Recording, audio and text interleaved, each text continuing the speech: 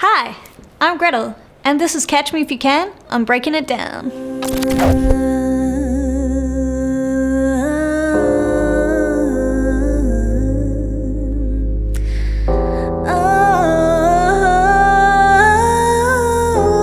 I wanted it to be like a kind of sort of love song, but it's not a love song. It's not a love song at all.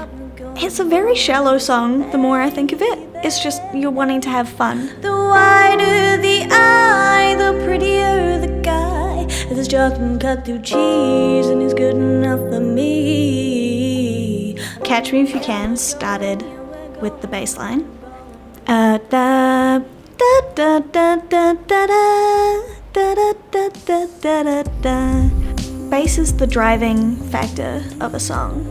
So if you've got a groovy bass line, people are gonna swing their hips. So I vowed to make it the most important part of all my music.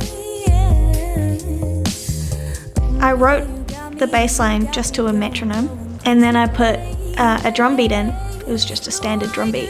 But then I went to my tech teacher at school, and he taught me how to put like effects onto the drum beat. And so I put like a weird tape delay, and it made it sick. And then I put a synth over the top of that, a weird dripping cycles. The vocals didn't come till like a month after. I just struggled so much with the themes. And then one day I woke up in the middle of the night and I just had the lyrics, the wider the eye, the prettier the guy. If his jaw can cut through cheese, then he's good enough for me. And I just could not stop laughing. It was like a joke for me. Well, obviously. It made me sound so shallow, but I wanted it to be in a song. So I did that, and I made it the first lyric, and that set the tone for the entire thing. With a bass line like that, and with synths and a beat like that, it couldn't have been like an angry or a sad or a deep song. I think the lyrics mirror the groove really well, because the lyrics are quite shallow, fun, and cheeky. The groove is not incredibly fast, but it's not incredibly slow. It's like just light and fun. The second verse is a little bit aloof, a little bit shy. You don't have to try, you're just my type of guy. I kind of paint this picture of a guy who isn't trying really hard to impress a girl. Like unresponsive, but like gorgeous. Like that cool, mysterious, really good looking guy at the end of the room that all the girls are like looking at like, oh my god, did you see him? And he just doesn't care. Literally just standing there in the room, eating a bag of chips. And she's created this little scenario in her head. She's like, I'm gonna make you want me so bad. And you can't have me. You're gonna be chasing me, dude. Chasing me. You can try and catch me, but it's my master plan. You're not gonna do it. Sorry about it. With the drums, so they were doing their normal boom, boom, ch, doo, doo, doo, ch. And I was going, yeah, you got me going crazy, baby. And then the next time it comes around, I mirror the drums to go dum, ch, go, ch, ch, ch, ch, ch. With it, I was quite proud of that.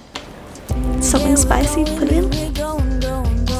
The third verse, and also the bridge, the lyrics go, it's my master plan, come catch me if you can. It's my master plan, come catch me if you can. Those became the most important lyrics in the entire song. Just because when I wrote that, they just kind of came out. I didn't really think about it to begin with. But then I thought, hang on a second, those lyrics are quite hooky. Yeah, and they gave me like a feeling of a child running away from something, but like in a funny way, in like a non-sinister way. They felt like the main part of the song, so I made it the title, I guess. Yeah. My mum came up with the lyrics, you got me in your sights, I'm turning out the lights. And I was like, Mum. I immediately thought that's a little bit risque, but it totally flew over her head. Like, she did not think that. And so I was like, okay, if you want me to put it in my song, I'll put it in my song. On the other side, sometimes I'll write lyrics. You know when you're listening to like a beautiful, beautiful song, but then the lyrics will come in and they'll be like really confronting lyrics that are like kind of inappropriate. Sometimes that can happen, but if you've got nobody to run it past to give you feedback, you won't notice it. So in that way, that's how my mum's involved. I just kind of run it by her. Sometimes I get a little frustrated because I'm like, but that's not what I meant. But yeah, it's very helpful, I reckon. Yeah. I run my songs past quite a few people. I just get excited and I'm like, hey, listen to my song. And then my mum will go, that is so good, change the lyrics. Or somebody will be there like, that's really cool. You know what, you should put this chord in there. And I'll be there like, oh, that's such a good idea. Yeah, we're going crazy, baby.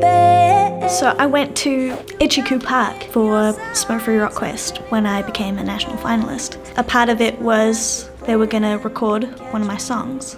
I chose Catch Me If You Can to do that.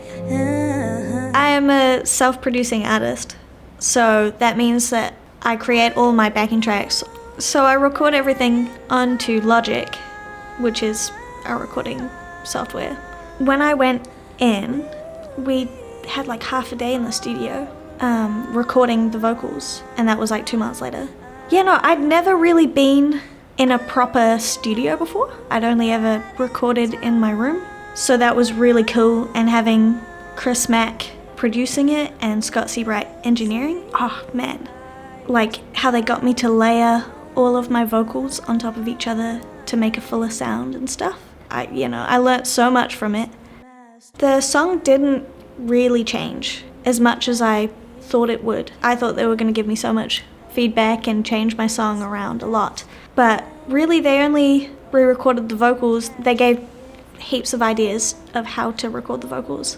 They put in new vocal lines, like I've got a counter melody over my last chorus, which is like, you hear like Mariah Carey's music over her choruses. She does all of those lines over the top. Yeah, basically that. Yeah, and he had heaps of new ideas for more harmonies and backing vocals. Just like little changes really made it a full song. It was a good time. It was my first time ever releasing a song, so I really didn't know where to begin. I knew I had to go through a distributor to get my music out there, so I chose DRM. So they just got my song, I filled in some stuff and set a release date. All I really did was do that a week before. I posted stuff about it coming out, and then it came out, and I told everybody about it. I went in conversations, I'd be like, oh yeah, my single's coming out. Or if it had come out, I was like, my single's out, you should go listen to it. And they'd all be there like, oh yeah, okay, I'll listen to it like right now, or like in the car. And I was like, there was a lot of hype beforehand. So when I'd finally posted it on social media, everybody was like, oh, so it's actually coming out. Yeah, and then it came out on the day, and before I could even post about it, other people were posting it on their Instagrams. And so I was like, all right. About a month later, I had the idea that I should probably take it to NZ On Air. I was looking through their website and I saw that they had this new tracks thing. And then I put it in and they chose it, and that got me quite a few more streams. I reckon you just need to try. And if it doesn't work out the first time, that doesn't mean anything. Like, it just means you just gotta work or work harder, and then eventually it will happen for you. With my cover shot, I wanted to make it as bright and fun, as light as the song. So I got my buddy Ryan in, and the idea was it was gonna be completely pink, quite like I am today. I don't wear pink a lot, just saying. We got the cheapest fabric we could find for the backdrop. It was actually felt, and it was terrible. We had it on like disgusting, dirty ground, and it was like catching everything. Yeah, we did it super amateur. Yeah, very DIY. I don't know how I got my streams, honestly. For quite a while it was building up streams.